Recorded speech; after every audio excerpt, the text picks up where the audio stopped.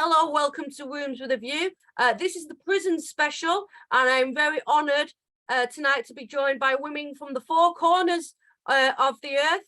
And we have Kate Coleman from Keep Prisons Single Sex, Heather Mason, who's been organising in Canada against women incarcerated with males, Amie Ichikawa, who was a long-time supporter of the show. Welcome back, Amie. And Jess W, who is coming to us from Australia, who's going to be talking about her time in Australian prisons and some of the groups that she's been involved with over there in Australia. It's nice to get a broad range of ideas about how this is coming on an international level, because it's not just men in prisons in one country, it's happening all over the world, and all over the world women are getting together and standing up and pushing back and saying, no, thank you. So I think we'll start off with Kate, who's got a protest coming up this Saturday in London, and she can speak a little bit about the work that she's done previously and give us some context for what's happening in the United Kingdom with allowing males to self-identify onto the female estate. Yeah, thank you. I think no thank you is a terribly polite way of putting it. I'm really pleased to be here with everybody and to catch up with Jess, Amie and Heather again. So Saturday we're doing another protest outside the Ministry of Justice in Westminster, 102 Petit France, 12:30. Be there, come along and support us. It'll be amazing. And this, it sort of forms, it's the most recent protest in a whole series of protests that have taken place in the UK, in Scotland as well as in England. We've had protests outside women's prisons and in the vicinity of women's prisons. This will be the second protest that's going to be outside the MOJ. And the message really is, as you know, we're all aware, that there shouldn't be any male prisoners incarcerated in the female prison estate.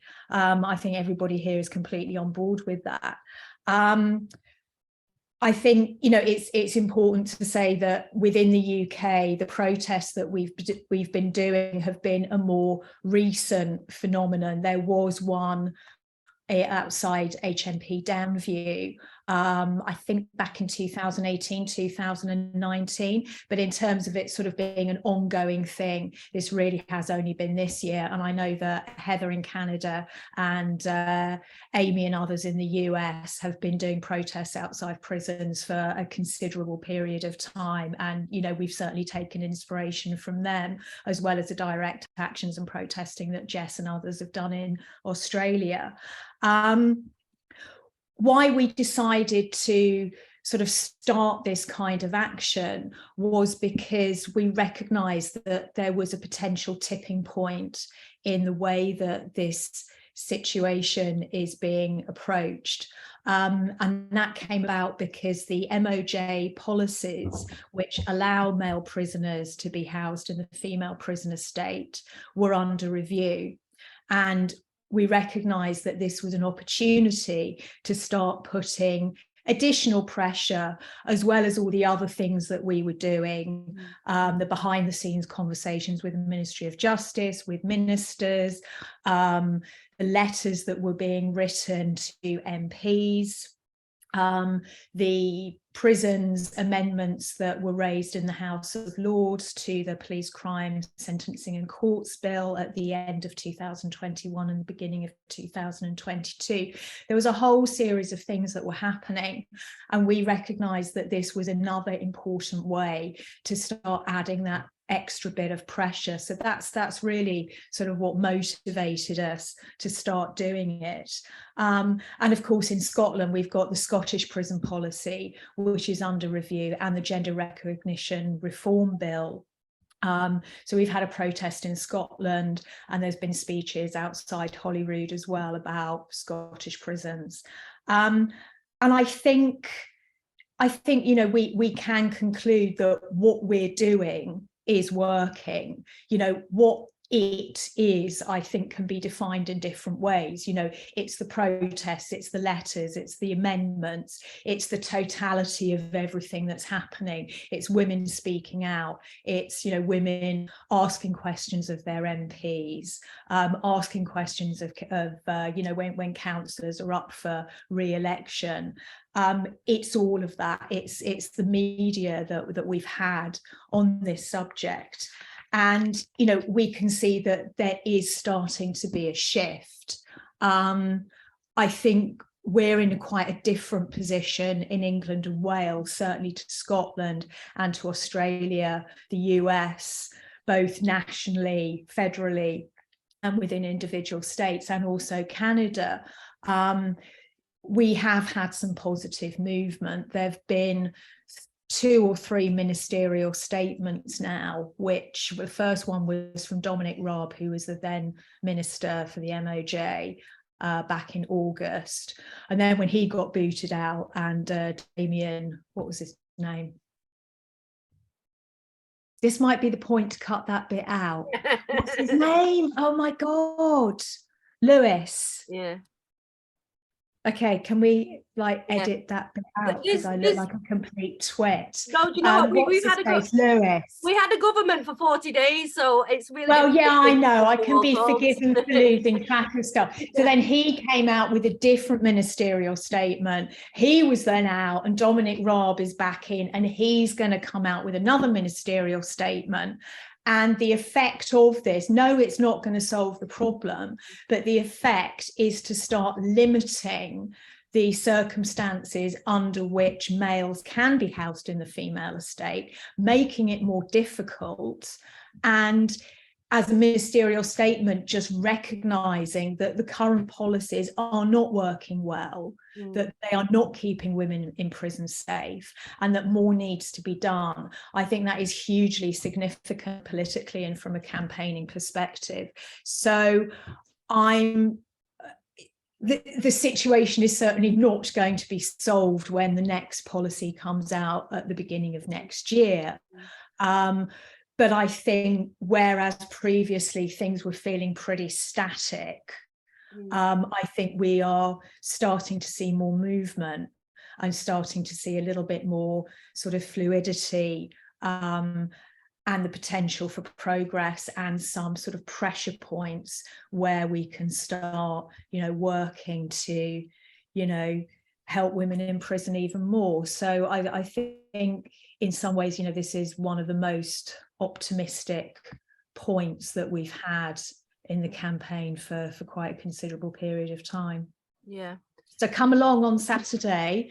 You'll hear some great speakers. I'm speaking. Richard Garside from the Centre for Crime and Justice Studies is speaking. Joan Smith is speaking.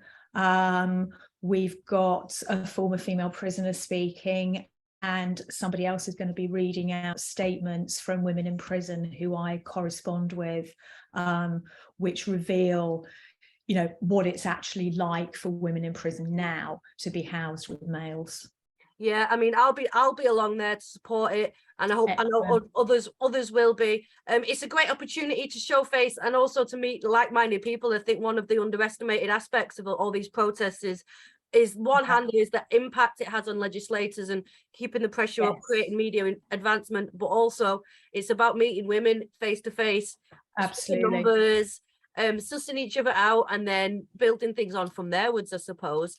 Absolutely. I mean, it seems insane when you try to speak about this issue with people. I think a lot of people almost think you're making it up, because it seems so obscene to many that this is a situation that's just seen as so normal by the prison authorities. They don't really seem to question a lot of this.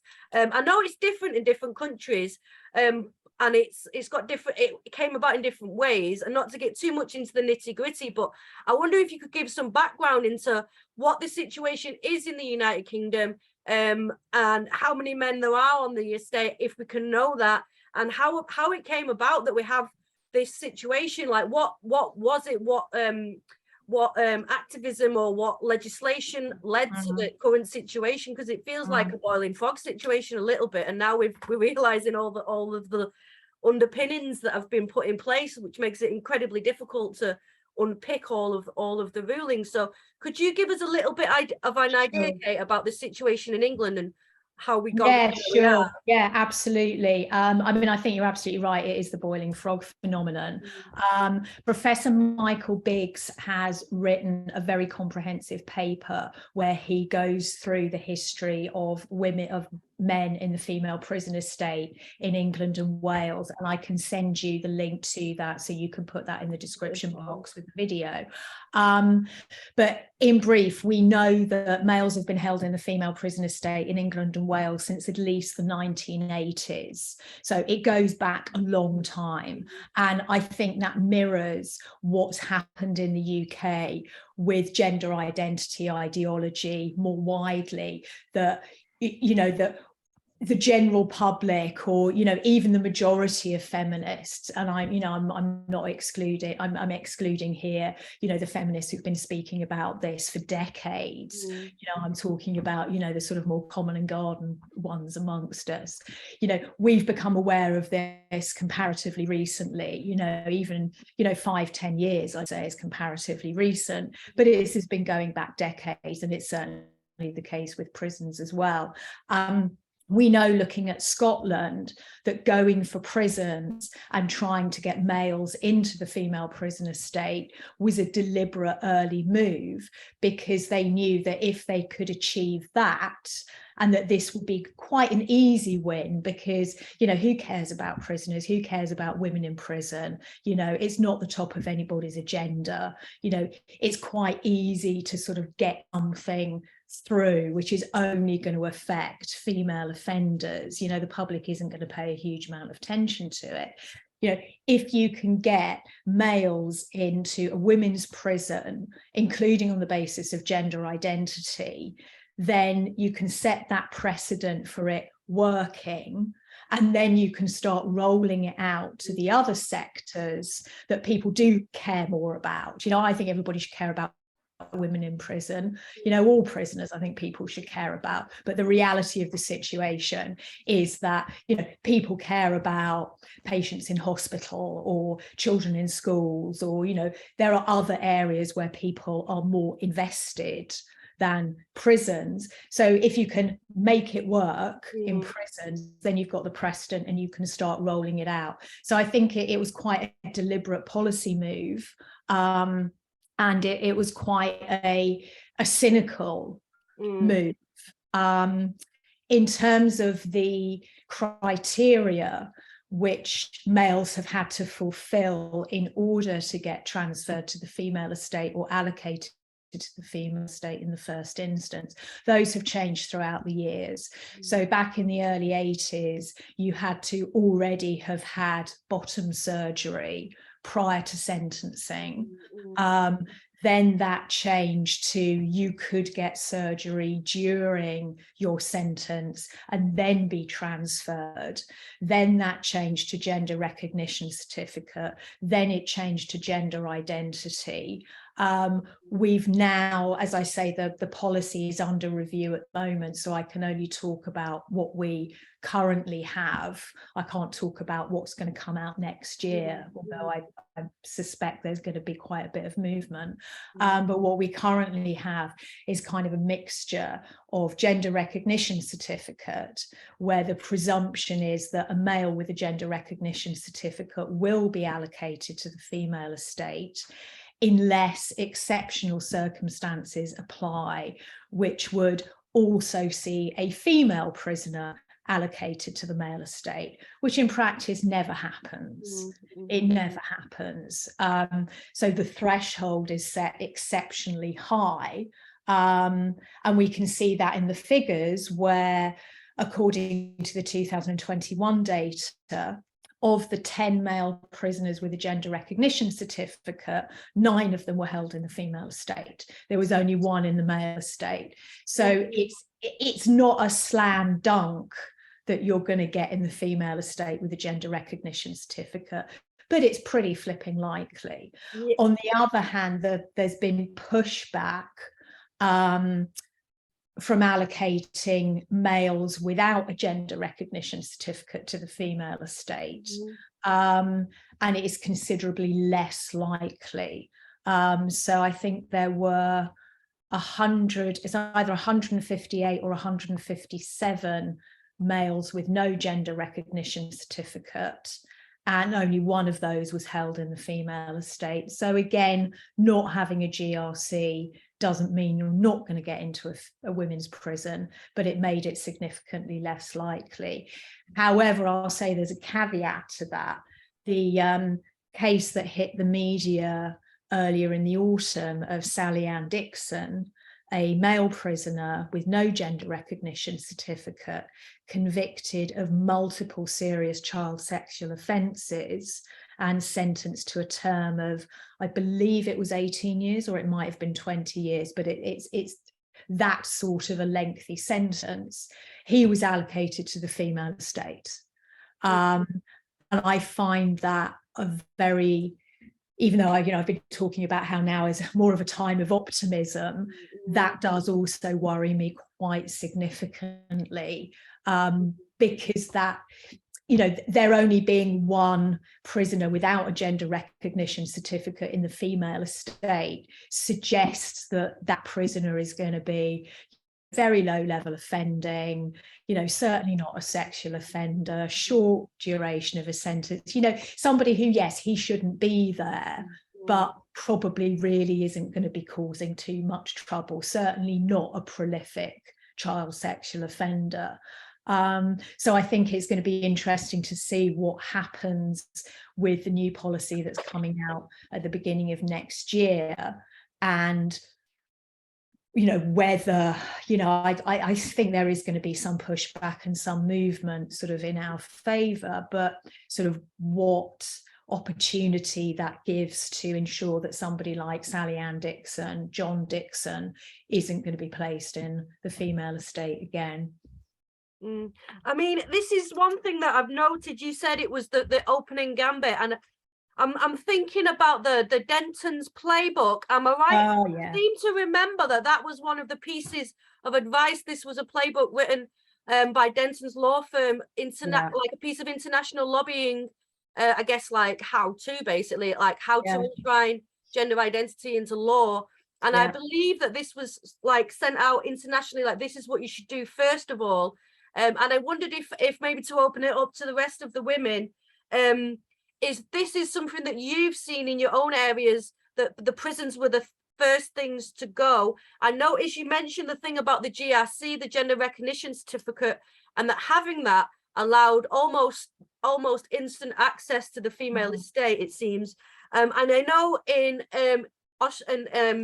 Canada, you had a bill, is it Bill C-16, or like you've basically supplanted sex with gender identity in law. I just wondered how that was affecting things. Heather, is there any chance to keep any man who wishes to go into the female estate out? Like, what's the situation in Canada? And just anything with the Denton playbook, and if you've seen that in your own country, with using prisons as almost the wedge and the foot in the door to bring on, other legislation in other areas. Yeah, it seems to be that way. And like with the UK, we don't have the gender recognition certificate. So with the Bill C-16, it was adding gender identity or expression to the Canadian Human Rights Act. It was an amendment. They added into 2 sections, and it seems to be that was like the biggest push to get males into everything. Most people aren't aware, but we have individual provincial human rights acts as well. And Ontario is one of the first ones to add gender identity and expression. And it took about 2 years before the provincial jails started allowing men to transfer in. But for the most part, they were keeping them separated from us. But each jail has different policies, and now we're seeing a lot more of them coming on range with the women.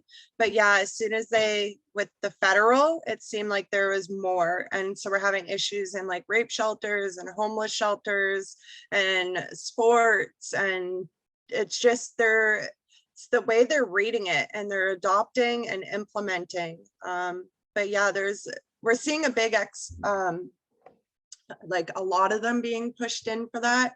And as Kate was saying, how you had your gender recognition certificates and the ones without, we have, so Correctional Service of Canada, CSC, finally did research. So they finally have data on, they call them gender diverse prisoners. And there are 71 trans women. So they have 3 categories. They have trans women, trans men, and other. And the other are, it's ridiculous because it's gender non-conforming, two-spirit, non-binary, just like a bunch of BS, right? Like for the most part, I'm gender non-conforming. So Yeah. like, but there's a lot of males in that category as well. So there's 71 trans women, and only 13 of them have actually changed their legal documents to female. So there's 58 of them that are still stated as males, but they're being treated as females. So you don't even have to do anything in Canada.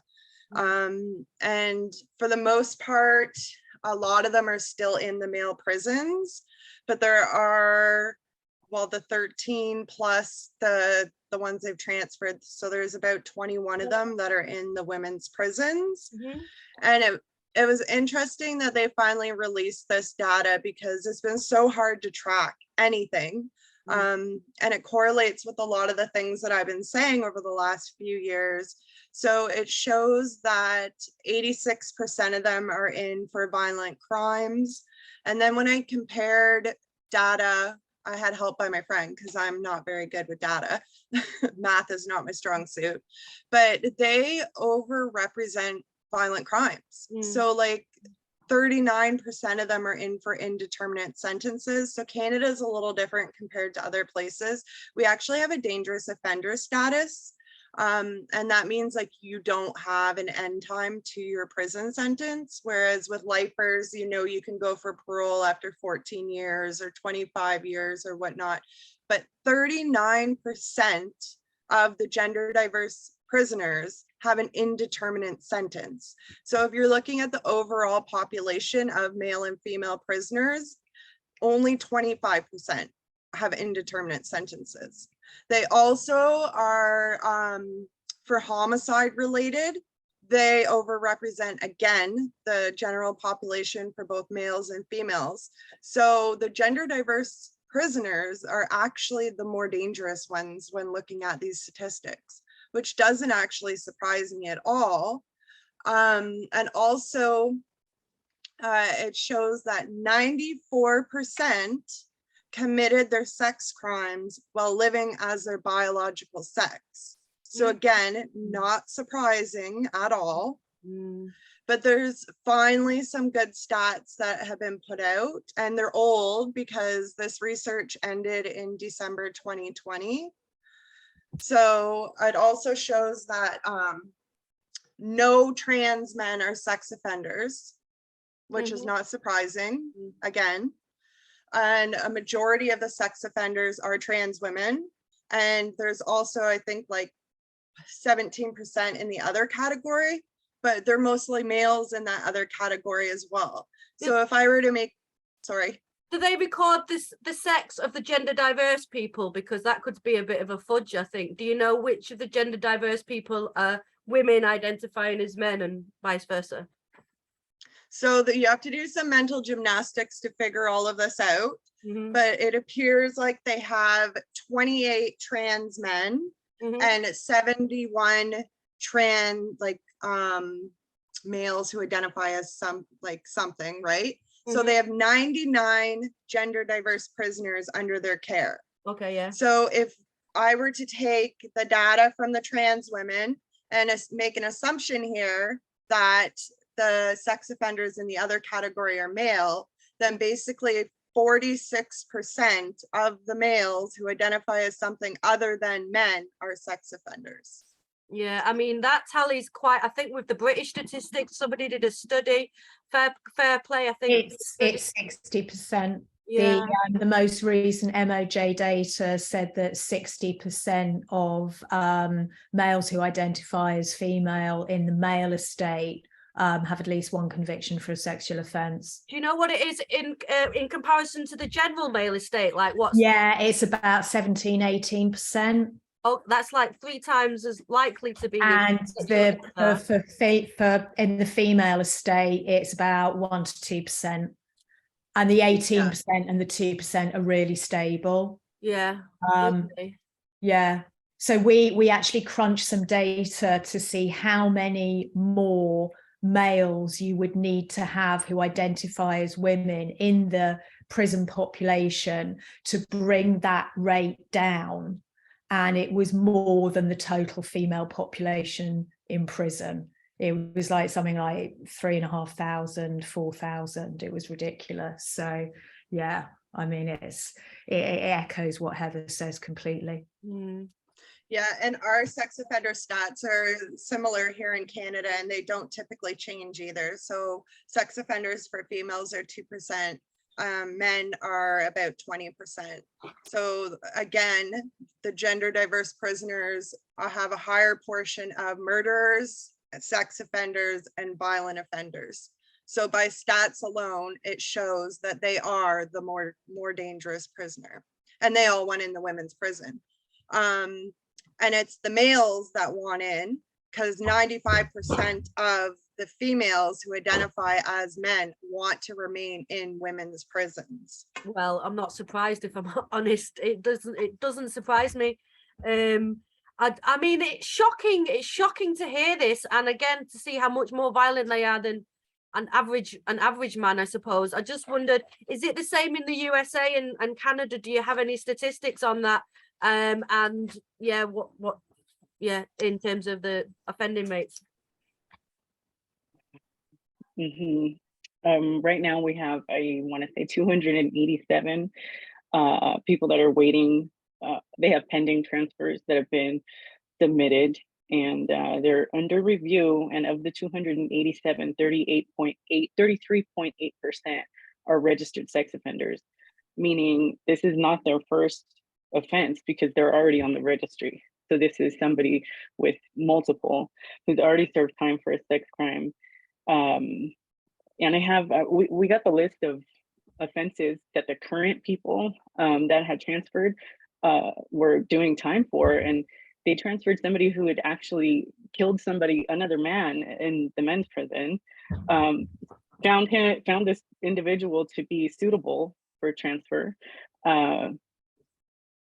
It's so callous. It's just so callous. But the larger portion of people that are transferring are lifers.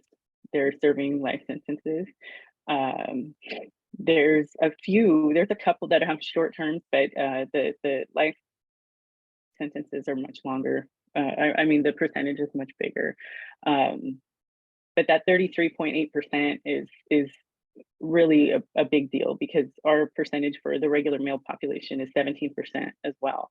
Mm-hmm. So it is a really big spike, and it's like the Trojan horse for the predators to use. And it wasn't like it was written this way on an accident. The legislation wasn't accidental. It was very intentional, because, like, said before, this is the breeding ground for the experimentation, the social experiments for what they're going to do in the free world. I've known that since I was there. It's overwhelming how much experimentation takes place there in regards to medical, the social experiments. It's all creating a timeline for what it's going to look like once they have the statistics and all the information they need to go ahead and carry it out. It's disturbing. It's super disturbing. And then the Denton law firm playbook, I knew, I had heard of it, but I had already seen what was happening, that they were, these specific law firms were writing the laws and then filing the lawsuits against the laws that they were writing, because they knew the laws so well, they could have these perfectly executed lawsuits that they could use in case studies in free world lawsuits. Yeah. It feels like they're playing one side and they're playing both sides of the game almost. They're playing chess with themselves, and then we're seeing this. How is it in Australia? Is it a similar a similar process in Australia, Jess? I know you're over there. Whereabouts in Australia are you based?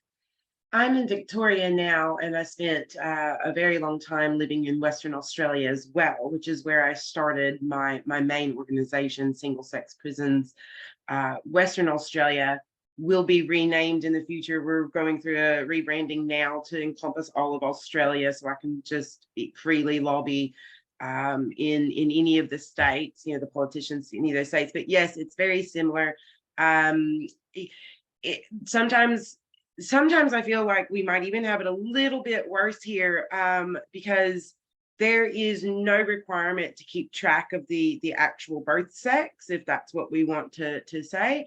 In fact, it's often written into policy or legislation that it is discriminatory to even ask. And the police, in some states, not all, it has been at different times, but as early as 2018, since then, police have been using their discretion to record gender identity rather than sex when arresting someone. So these men could potentially be identifying as a woman from the point of arrest through the court proceedings and through incarceration. And there would be possibly no actual record of anything except for that being a woman, even though it's not. So it's quite terrifying here that even when we do put in FOIs, freedom of information requests, the information we get back is heavily skewed. We have to assume that there is missing information there, that the figures are slightly inaccurate because of the fact that they do not have to know the actual sex of a person, but also because in Australia, we've just recently had a big report, a scathing report on the state of FOI in Australia, and it's extremely poor. The government is slow to respond, and when they do respond, it's heavily redacted. So even when people go through the tedious process of trying to extract information from the government, we're not getting it all, and what we're getting is skewed. So we don't know how many men are identifying as women in the penal system in Australia, and of those, we don't know how many of them are actually being humored and housed and treated as women. We do know it is happening. We've actually had women from prison have to advocate for their own safety and petition the government because, and I will say, safely assume that those women put out many cries for help before then, and then had to resort to actually petitioning the government to say, hey, we're in danger here because a very dangerous male sex offender with child sex offenses and adult sex offenses is being housed in a unit with very vulnerable women. We know that is happening, hoping to get an update on that soon, that the man has been removed, but it's happening, and it's a sense of panic, really, because we just don't know how bad it is. Yeah, I mean, this is the thing, time and again we're hearing. I mean, we heard about the policies being put in place, but I think it took a little while to get a sense of the impact on the prisoners. And I think this speaks to something about the marginalization of women in prison.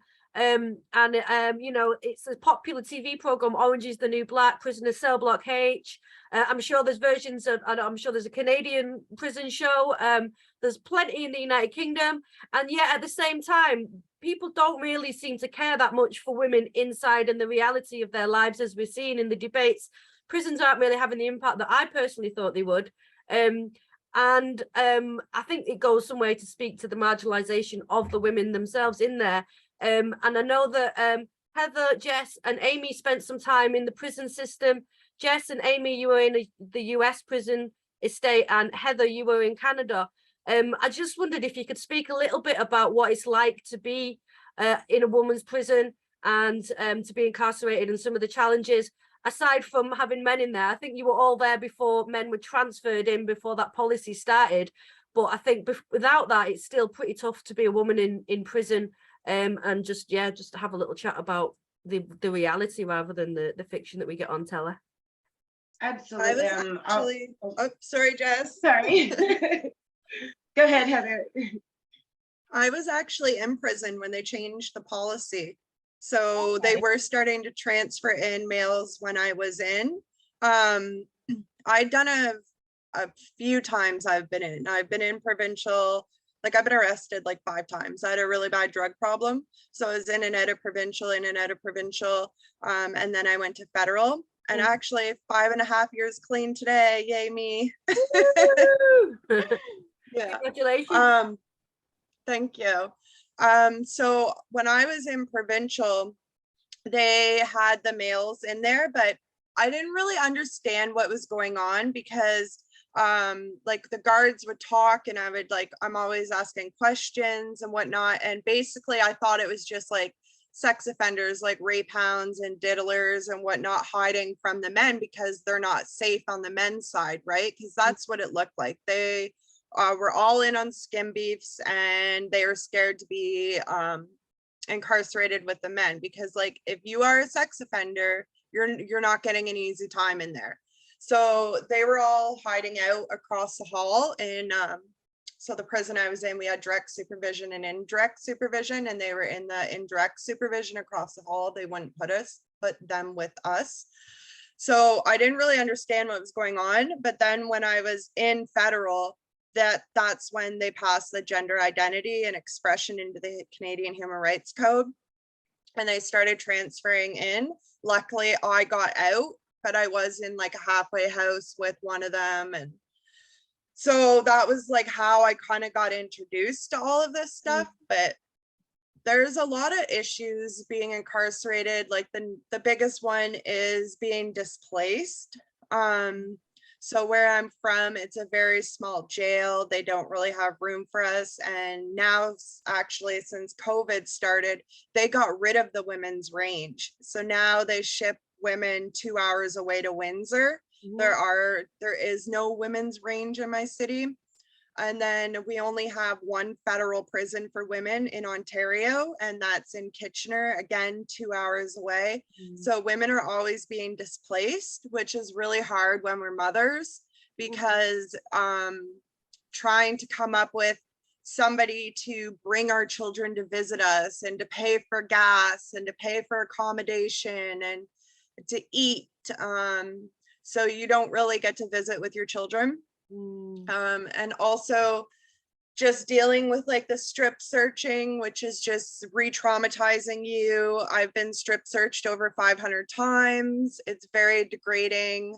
The guards are always like making comments at you because all they do is feed you carbohydrates. You eat like 3,000 carbs a day. So you gain weight, right? Because you don't get to exercise. So they make comments about your body. And then when you're on your period, you have to remove your tampon, you have to spread your butt cheeks, you have to squat and cough and hope you don't get blood on the floor. Then you have to put a tampon in front of them. So like it's very degrading. And just being away from your family, coming up with ways to be able to contact your family. So yes, we have pay phones, but nobody has a house phone. So you can't call collect, which means they have to get some sort of phone line that accepts collect calls, but then that's money out of their pocket. Then you also have to come up with money to buy like paper and stamps and envelopes so that you can contact the outside world. So it's very isolating, degrading, dehumanizing. There are so many other issues that we have to contend with inside. Then putting on top of that, being incarcerated with males and dealing with their sexual harassment, their aggression, especially the ones that are on hormones. It's like walking on eggshells around them because they're up, down, and around. They cannot keep it together. They're just like, whoo. It's insane. Well, and so for me, I was 17 when I went. The first prison I went to was maximum security, and then I did get transferred to a minimum security prison. And I'm not aware that there were any men, in the facility with me, but my world was quite tiny in there. It was terrifying every single day that there is no relaxing. There's no, you are constantly tense. You're constantly on edge, constantly looking over your shoulder. For the degradation with the strip searching and the squatting and coughing is probably one of the most traumatizing parts of it. If I'm really honest, it still affects me, and I'm getting nearly 40 years old. It is awful. Most women, and what really gets me is that we have overwhelming research and data in this area about the vulnerabilities of women that end up in prison. We know that they come in with trauma, with histories of violence, whether it be physical or sexual or both. We know that they predominantly come in with histories of child molestation and, sexual assault from their childhood. We know that they come in with more drug addiction. We know that they present with more complex mental health needs than men do when entering prison. We know they make more self-harm attempts while in prison. Yet we're imprisoning women. Like, we know that we commit far less violent crimes, far less serious crimes. Not to say that doesn't happen, but by and large, we're not committing the serious violent crimes in the world. And so I think that there's a huge case for not imprisoning most women in the first place. Then you add on top of that we have male guards in many of these prisons still, which there shouldn't be. And then on top of that, now we have these policies which are just completely nonsensical, where yes, if particular men are at a higher risk for harm, that absolutely should be addressed. But that is a male problem, a male prison problem, not a female prison problem, and it absolutely has to be addressed within the male estate. Do you think that it is a solution to transfer that risk over to a whole new population, which is far more vulnerable than the population you're pulling that man from, is insane. It is absolutely absurd. They should be, managed within a male estate. And if there is not space, then they need to reconsider who they're putting in men's prisons in the first place. This is all a male prison, a male penal, process issue. It has nothing to do with women. And as Heather was mentioning about like the displacement and everything, that along with so many other of these issues that we highlight are addressed within international instruments, such as, I'll use the shorthand names, the Bangkok rules and the Nelson Mandela rules. They are being breached. International instruments, human rights acts and these types of instruments are being breached by men being placed with women, yet very few people seem to care. And out of the people that care, even fewer are actually taking effective action to do anything about it consistently. It is alarming that it has been able to happen in the first place, but to the extent that it is all over the world, in different cultures are allowing this. It's insane. Yeah. How was it, Amie? You've got a bit more. I know, Jess, you said you were in a prison estate for quite a short time, and Amie, you were there for a little bit longer, a longer stay, and I know that can be a little bit of an entirely different system somewhat. I wondered if you could speak a little bit about your experiences on the estate. I was sentenced to 5 years, which I was really happy with that, because I was facing 25 to life was the first offer I was presented with. This was the first time I had been arrested. This was the first time I had been in trouble. And I was actually in county jail when there was a huge lawsuit against the Los Angeles Sheriff's Department for doing the unlawful invasive cavity searches, which is, they would strip us out outside, and there would just be a chain link fence around us, and it would be up to 50 women at a time, and there would be men, there would be just people walking around, and they were excessive because I was in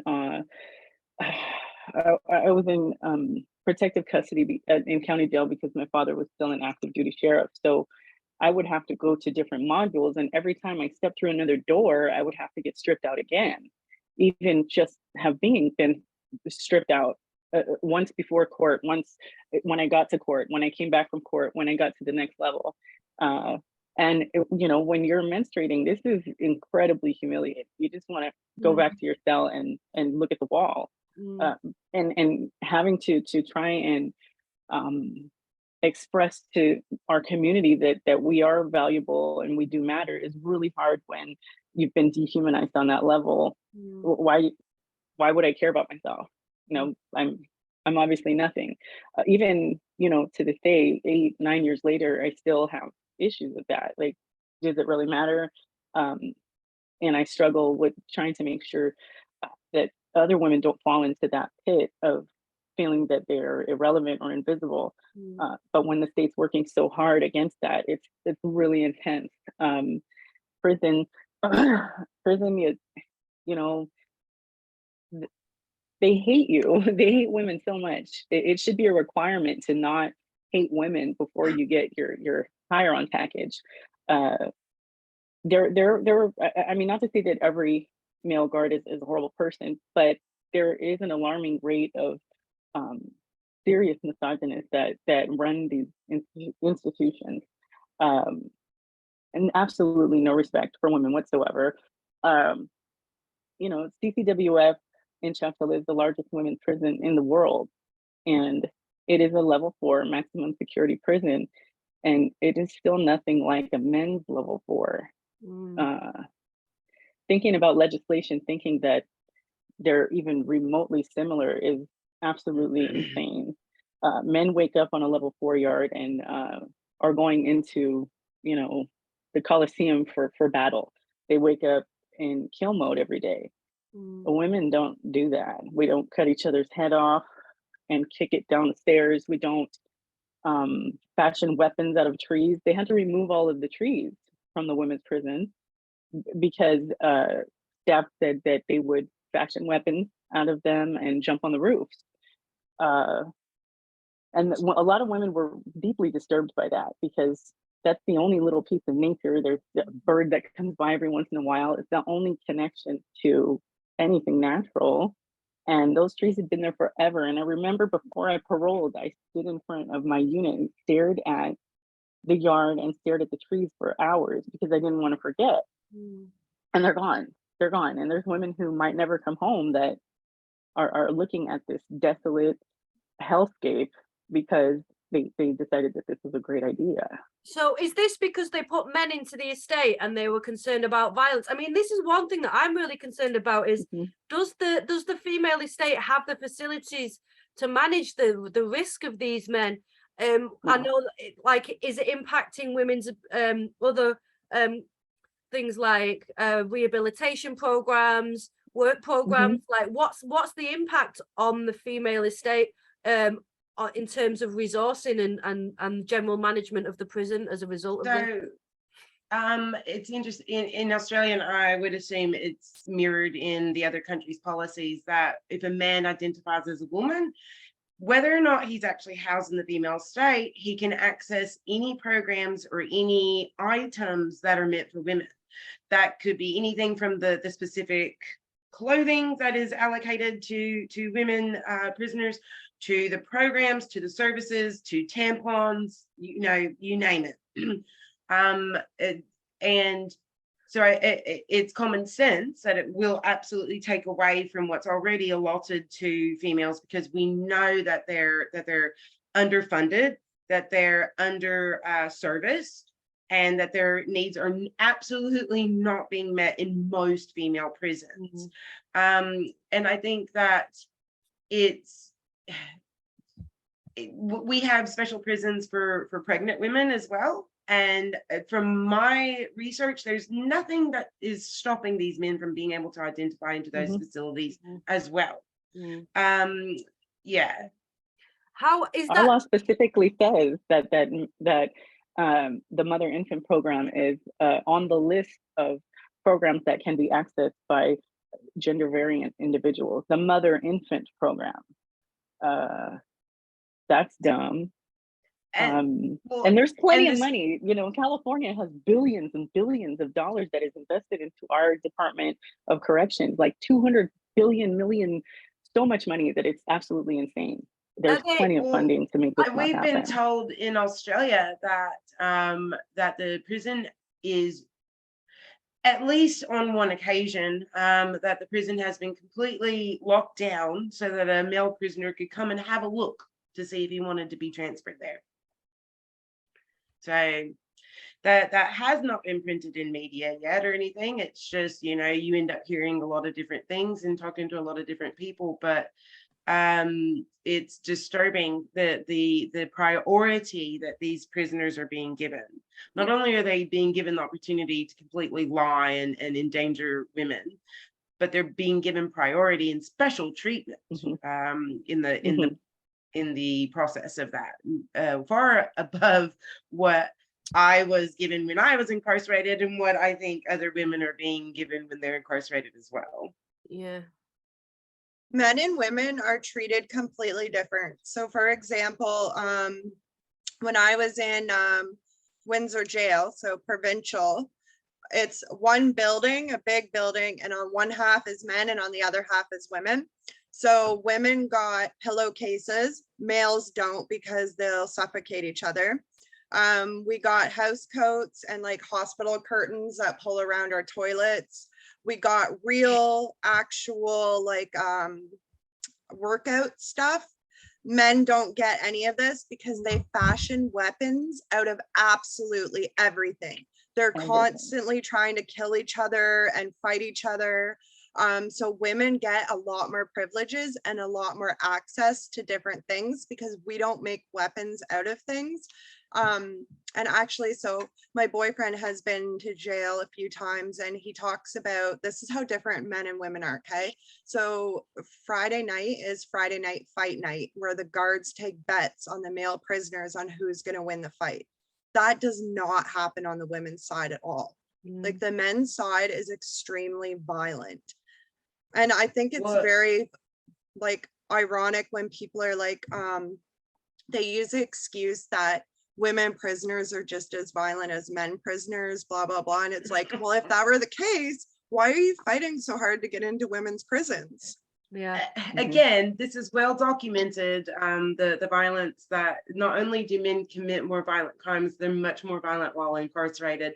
Women tend to establish familial systems and familial hierarchies in prison. So we establish families and communities. There might be fighting and there might be some violence here and there, but for the most part, we are establishing a support network so that we can survive, because it is absolute torture and torment to be incarcerated as a woman. It really is. How is this? I'm wondering, are you, because you guys have now, you've got insiders. I know Heather and Amie, Amie, your group has before transgender ideology really came onto your radar, you were working with incarcerated women and women coming out. What sort of stories are you hearing, or what impact is this having on the women inside?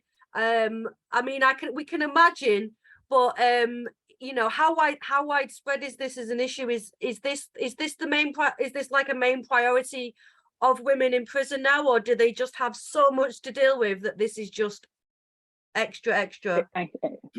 This is the mental health priority right now. I mean, even when I was there, they housed a serial rapist in the women's prison who attempted to, you know, mutilate themselves, and for security reasons they were able to change their identity, get moved into the women's prison, and I wasn't even on the same yard, and I would call home crying every day and tell my parents, how could they do this to us? How could the state just put the serial rapist in here?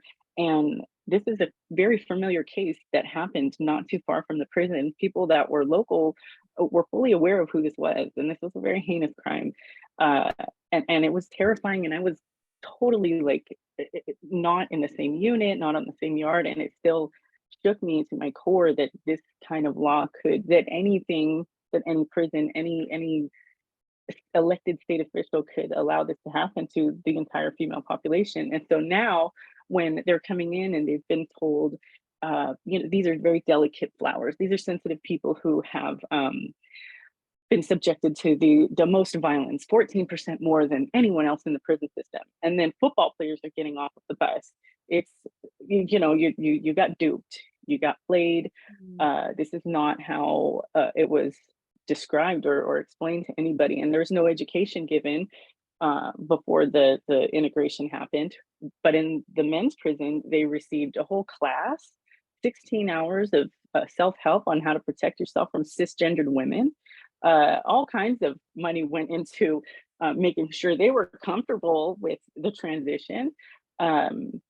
Women's organizations, groups, news outlets, all kinds of things are catering specifically to this, and really lifting them up and making sure that they stay educated and encouraged when the women are just so defeated.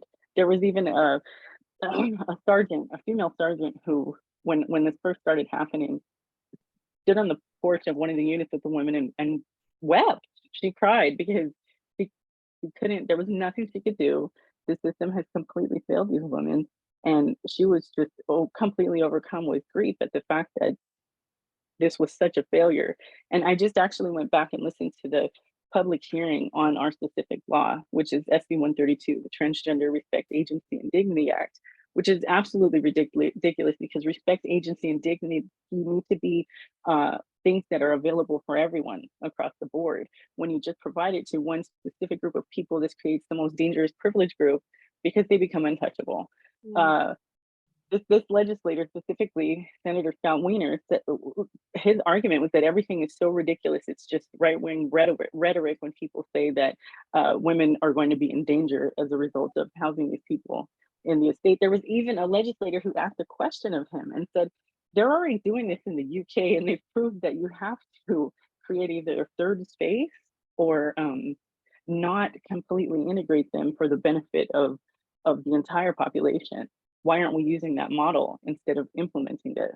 And there wasn't really a logical answer or anything solid, but I hadn't watched that before. And that was a real gem I took away from that somebody at least thought about it. Somebody said something, it didn't make a difference, but it's crazy. The women can't write a complaint. There's an inmate complaint form.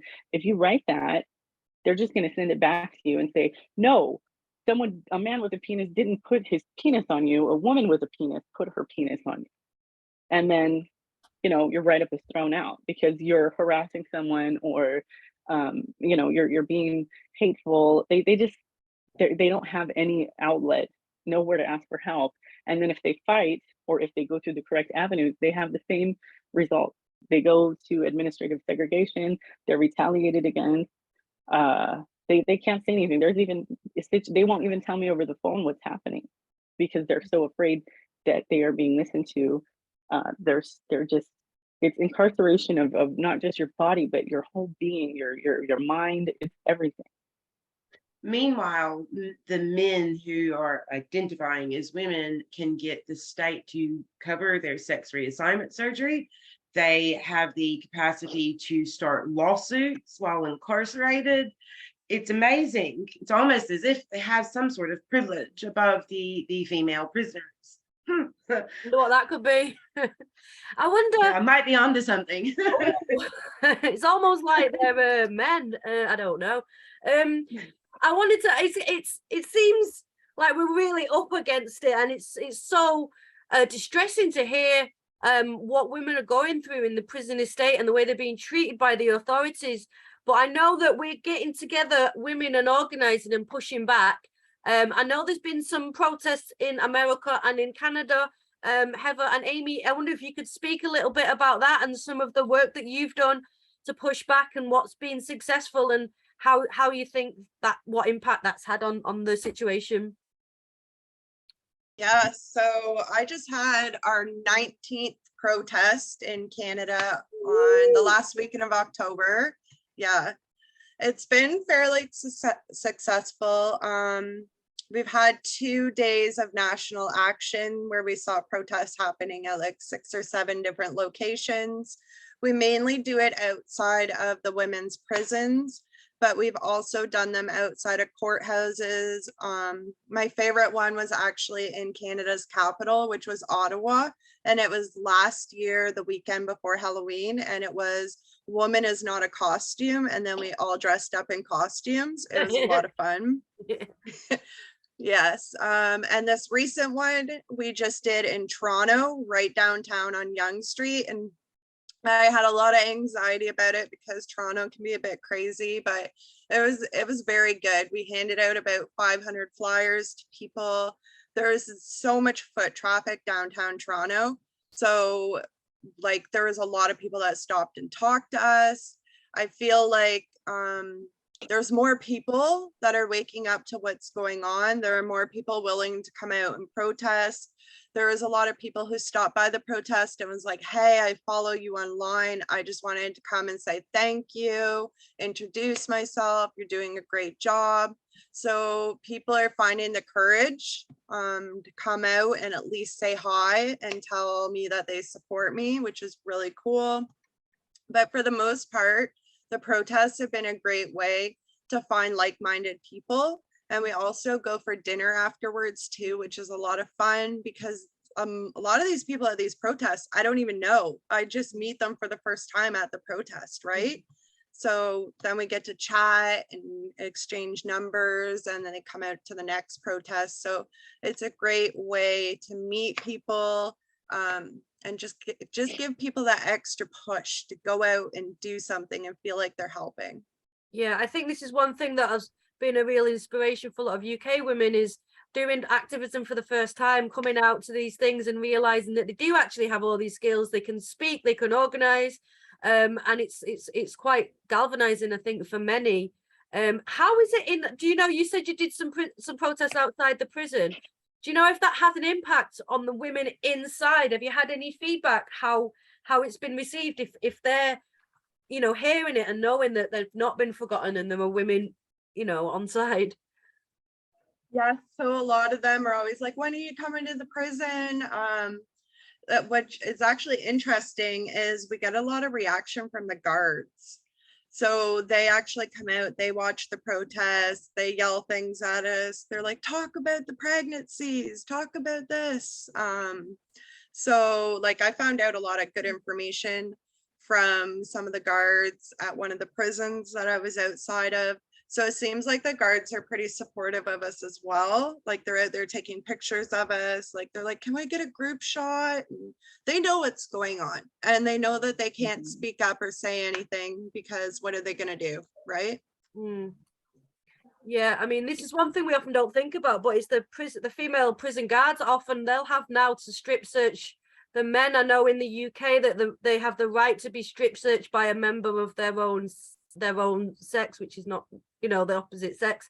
Is it the same in Canada? I can imagine that this making things difficult for all the women who are working in all the women in prisons. Yeah, so actually in the research data I just got, a majority of the gender diverse prisoners request female guards. I mean, of course they do, you know, and so I've produced one report so far which raises over 300 problems with the policy in the state of Western Australia that allows men to self-identify into female states.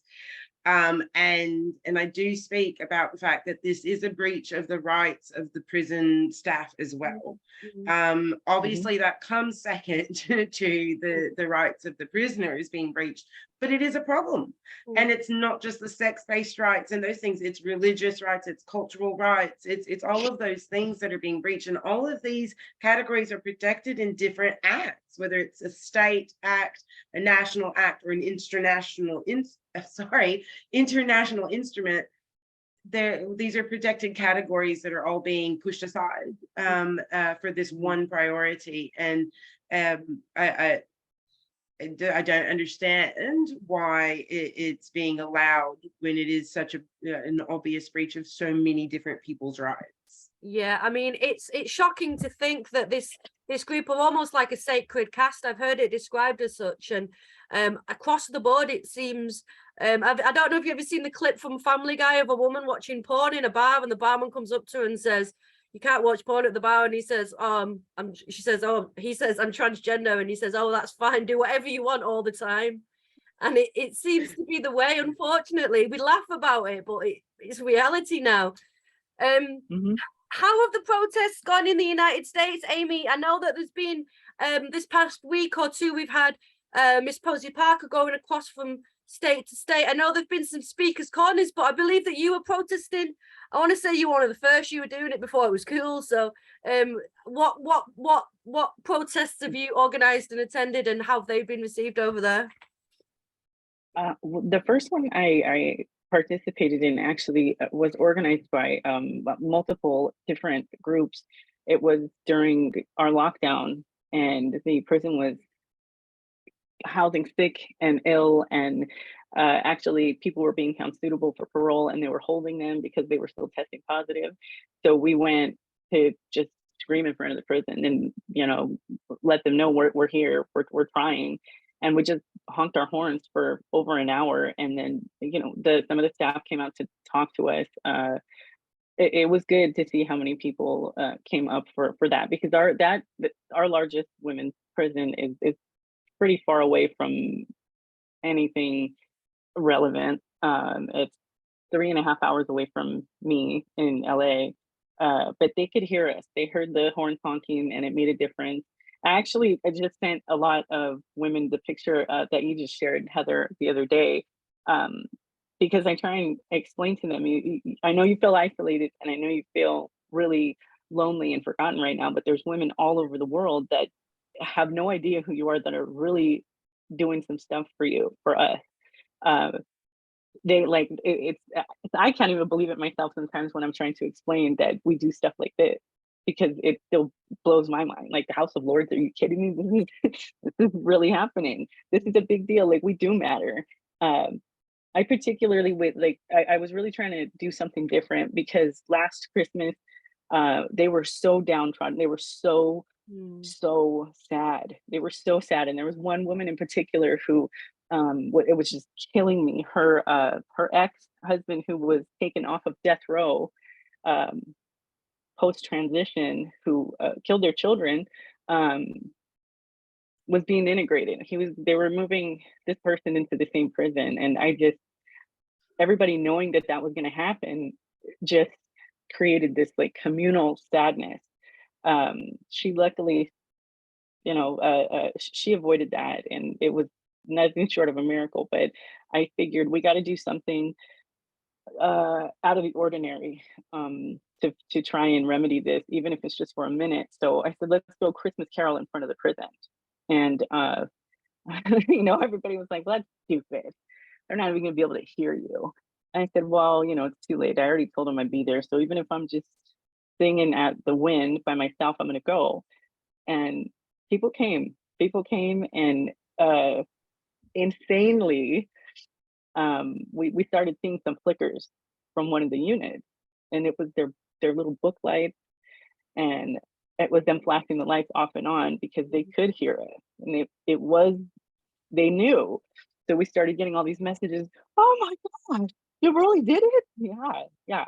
I was gonna do it even if it was just one person. I'm gonna keep my commitment, because I wanted to come spend part of the holidays with them.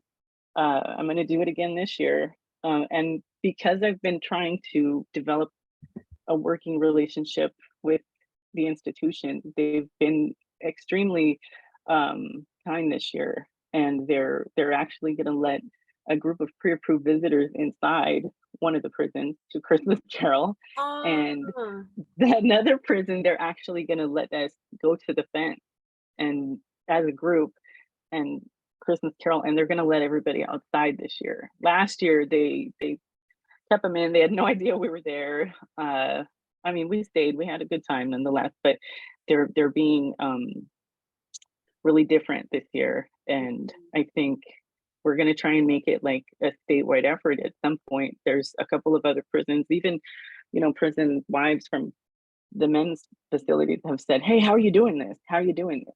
So if we could just get 2 hours out of the entire year for people to do something on that positive note, maybe it could just spark something that goes worldwide and remind people that incarcerated people are people too. You can't just throw them away. Look where your tax dollars are going. This is not what you would want to be done with your investment. If I have to put it in money terms, Well, that was something actually you inspired me, Amie, when I heard about it. We did a protest outside Downton View in London, just outside of London, and we got Jen Critical along, who's a GC singer, and she basically led us all in song outside. And so we're there and we had our chance. We went on visiting day. And we started to sing, and she sang a few songs, and the spirits just lifted, and it was one of the most beautiful protests I've ever been on. And I think, who knows, maybe we could organize something, international Christmas carols for prisoners, because it is something really special. And it's difficult to know what impact you're having, but hopefully the visitors, it was visiting day, people were coming, hopefully it only takes one to hear and then spread it around and know, we haven't forgotten about you. We still care, and we're here outside, and we're doing everything that we can in other ways, other protests, letter writing and legislate, lobbying and trying to push back in all sorts of ways. We did have a global protest this year on the weekend of International Women's Day, and we had women. It started from the Women's Declaration International Feminist Question Time. We were all kind of there together and thought this really needs to go global. We need a simultaneous day of action, and it was awesome. We had people in Canada, the UK, like all over the UK, numerous states, and in the United States, I think Germany, we had women all over the world, and it was really great. So I'm hoping we can replicate that again next year for International Women's Day. Yeah, I think that would be really good. And maybe take a leaf out of Amie's book and do some singing, because I think that really helps to bring us along as women, is uniting and coming together.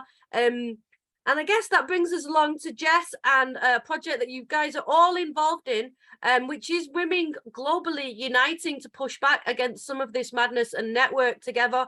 I wonder if you could tell me a little bit about that, Jess. Absolutely.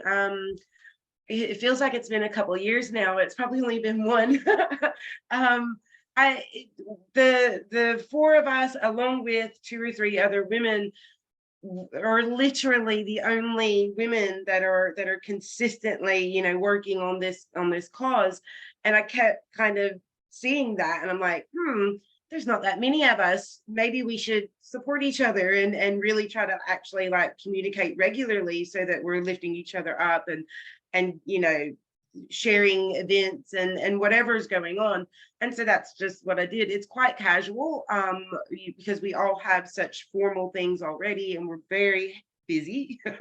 So this was more of just a support group. But I think the main thing we're doing, and it's almost ready to be given to the public, is we're using each of our backgrounds and experiences to put together a universal declaration on the rights of incarcerated girls and women. This is going to be, to all of our knowledge, the only very specifically sex-based, protective document for the rights of incarcerated girls and women. So we've really pulled, particularly those of us that have been incarcerated, have really pulled from our own experiences, and then all of us from our breadth of knowledge on different acts and policies and legislation, to do what we feel is filling in the gaps which allowed something like this to happen in the first place. Although just because we have rights written into law doesn't mean they're going to stay that way.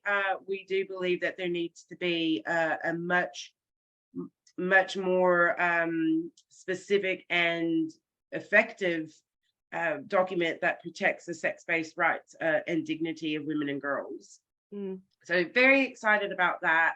Really hoping it's going to be available soon. And that is just literally going to be available for anyone in the world to grab and send to their politicians and say, this is the benchmark. This is where we should be heading. These are the definitions and the protections that we should be focused on. And they can either implement that entire thing or take from it and add to their current legislation. We really just want to make it easy and straightforward to say, this is what we need. And yeah, hopefully get some universal cohesion.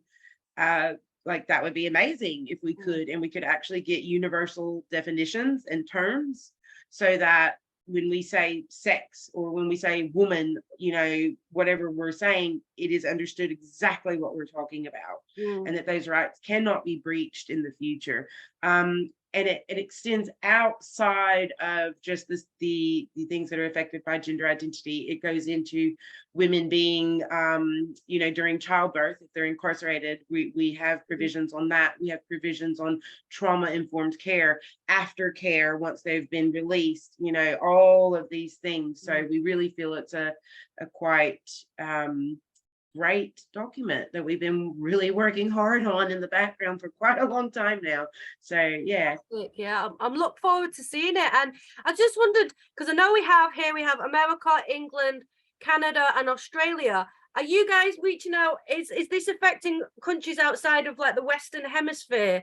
And Yes. I wondered what members you have in other countries, and yeah, if you could put us in touch with any of them to get them on the show, because I think one thing is missing is outside of the English speaking world is that we're not necessarily so great at communicating with each other. I just wondered how you all were, what other countries you're in contact with, and if you're finding a similar playbook in force, you know, wherever it comes. I'll go for you, Kate.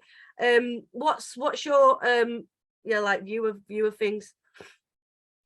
Well, we started, so back in 2020, we kind of did start reaching out to women in different countries, and that was really sort of how I got in touch with everybody here, which was great, to sort of get a snapshot of, okay, what are the laws, what's in legislation about gender identity, what are the policies for prisons, what happens, what's the problem, what can you do about it. And yeah, we did start making contact with women in the Netherlands and Belgium. I mean, you know, again, it's all sort of like, you know, Northern Hemisphere, Western Hemisphere. But then unfortunately just lack of resources and the overwhelming amount of work that this ended up being, just focusing on England and Wales and Scotland separately. Unfortunately, that just fell by the wayside, which is a big shame. But you know, we sort of couldn't be everything to everybody. So yeah, unfortunately. Are any of you in contact with any non-English speaking countries or anywhere outside of the Western Hemisphere? Is it a similar issue in, I don't know, I guess South America's probably closest to you guys, Heather and Amie. Do you have any contacts? So informally, yes. And you've actually just kind of inspired me to reach out to the women I do know and be like, oh, would you like to come together more formally, or at least more regularly, to see if they need any support. I do know that the policies which give way to men being housed in prisons exist almost universally. Malta, China, you know, all over the place. We had a woman from Brazil, didn't we? Yeah, whether or not the specific policies are in place yet for the prisons, I don't know, but I absolutely know that the foundation is there, 100%. And I think it's important to note that in Australia, I would assume it's like this around the world, where corrective services policies are a state issue, and so it would be guided by state legislation and state policies. Particularly, for example, in Western Australia, the legislation in Western Australia currently it will be changed, but as it stands now, does not allow this. It does not recognize gender identity or self-ID or anything yet. A corrective services policy, which allows it, was implemented. So even if the legislation really isn't quite there yet, they can still implement these policies. So it's really undermining the law, you know, in general, to be able to pass these types of corrective services or corrections policies, which are in actual opposition to state law and state definitions of what a woman and a man are. So yes, this is definitely an issue around the world, and I'm going to do what I can to reach out to those women. And if I actually make some formal contact, I'll absolutely send them your way. Yeah. No, fantastic. I mean, this is what we try to do here, is just to elevate women's voices. It's so difficult to get a fair hearing in the media. Everybody seems to have made their mind up that this is nothing but the fantasies of a right-wing fanatic. And I'm sure that you see this familiar narrative wherever you go in the world, the same old rhetoric to dismiss women's concerns and to act like it's a complete mystery why we might have some concerns about putting violent male sexual offenders in with women in women's prisons. I'm going to wrap up, unless any of you have got anything, any last words or any projects or anything you want to speak about before we go. I would like to say one last thing, that I think it's really important to also highlight the psychological trauma that occurs just when a woman knows a man might be housed there with them, whether or not he's actually physically there yet or not. The damage has already started. The trauma has already taken hold, and this will be whether or not he actually has sexual offenses, whether or not he was committed of a violent crime, and whether or not he still has his genitalia intact. A man is a man is a man is a man. And any man, no matter how small or how non-violent or violent, is a threat and a risk to incarcerated women. I think a lot of people envision really small, effeminate men that want to be protected and helped. And while that might actually be the case here and there, it's definitely not consistently the case, and it doesn't matter. It's still a man, and that's still a man, and it's still a male prison problem, and that threat and that risk should never be transferred to the female estate. Yeah. I just have one last thing, Heather. Can I see what's written on the rest of your t-shirt? Because I know women will be asking in the comments. No, sorry, Jess, I can see you've got, what's that say? So it's a radical feminism here to stay, and it's specifically from IWD Brisbane Meanjin, which is a really active group out here in Australia, just kind of across the board, you know, standing up for women and children's rights. So thought I'd wear my rad fem vest.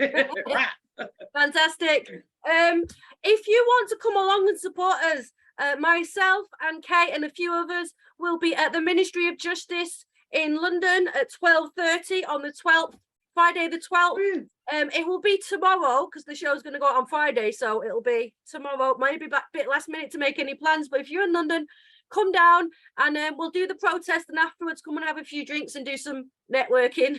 Thank you all so much for coming on today. And I know we've been juggling a lot of timelines, so it's great to have you all here, and yeah, look forward to speaking to you all again sometime. Thank you so Thank much. you. Bye. Bye.